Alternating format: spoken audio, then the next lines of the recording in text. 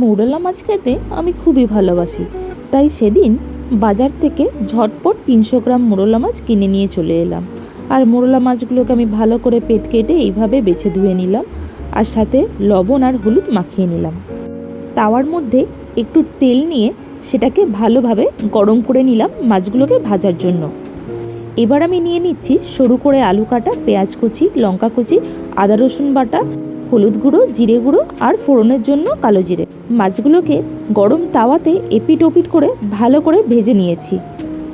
এবার অন্য একটি কড়াইয়ের মধ্যে একটু তেল দিয়ে তার মধ্যে কালো জিরে আর শুকনো লঙ্কার ফোড়ন দিয়ে নিলাম, আর তার মধ্যে কুচি কুচি করে রাখা পেঁয়াজগুলো দিয়ে দিলাম।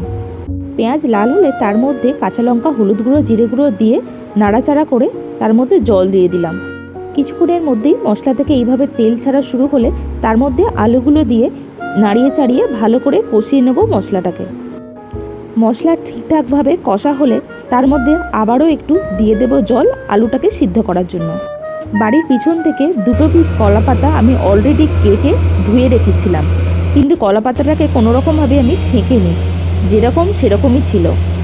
এবার সেটাকে আমি তাওয়ার মধ্যে ভালোভাবে একটা পাতাকে বসিয়ে মাছটা তার মধ্যে ভালো করে স্প্রেড করে দিলাম, আরেকটা পাতা দিয়ে ঢেকে দিলাম।